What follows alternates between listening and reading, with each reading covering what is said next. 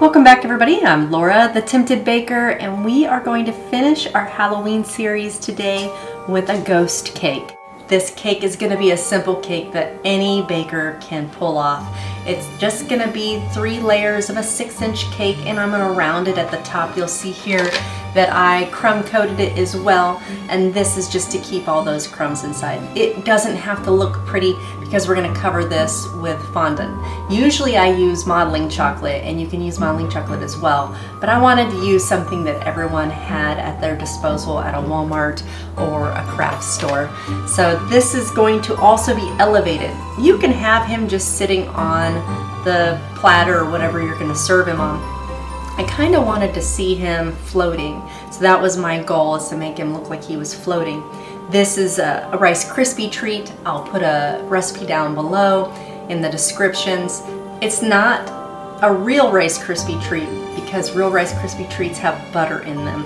If we put butter in this, it would be too soft and it wouldn't support our cake. The cake is also sitting on a cake board. It's different than a cake drum. A cake drum's really thick and is good for presentations, but this is just on a simple cake board. And so this is going to be supported by the Rice Krispie treat. There's a hole in the bottom of this board, so we're just gonna gently get it on there. Just adjust it the way we need to. I also put some frosting on the Rice Krispie treat, so it kind of, if you stuck this back in the fridge, everything would kind of stick together. And that's going to still be an edible Rice Krispie treat when it's all said and done.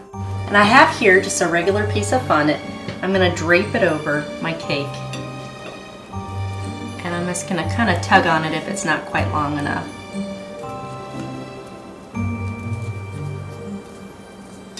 Which it isn't. So I could roll it out a little bit more, but then it kind of peels off some of the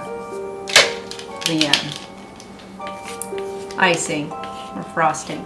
So I'm just going to start at the top and work my way down. Already looks like a ghost to me. And I'm just going to work my way around. There's going to be some sides that are going to be a little longer.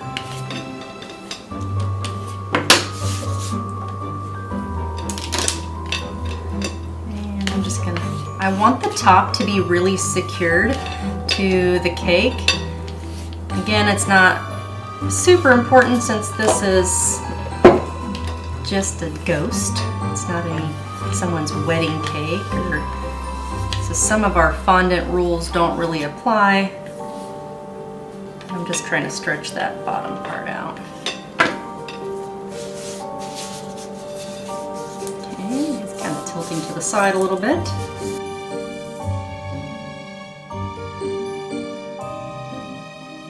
Rice Krispie treat is not holding, so that happens. All kinds of things. You have these great ideas sometimes that just don't pan out. So instead, I'm just going to take that off the Rice Krispie treat and add a little bit more smoothing to it.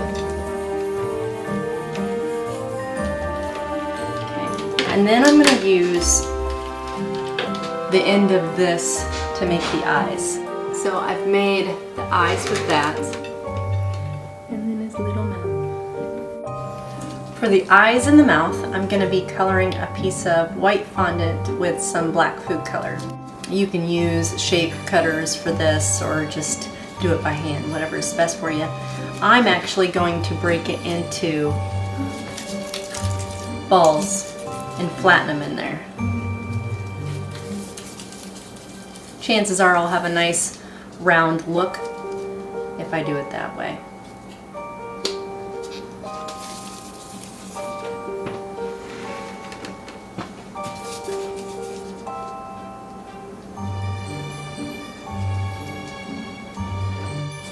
I'm going to make another ball, relatively the same size.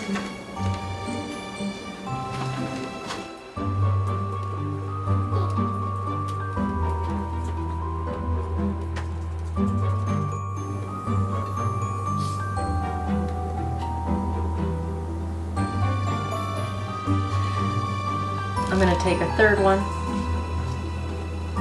for the mouth.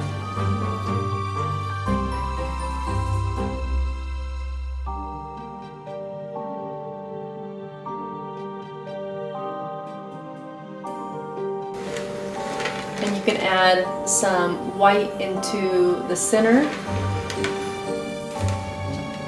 And then you can eat this Rice Krispie treat separate. You can also make arms out of the Rice Krispie treat, stick them underneath there and cover it with fondant. Whatever your creative mind can come up with.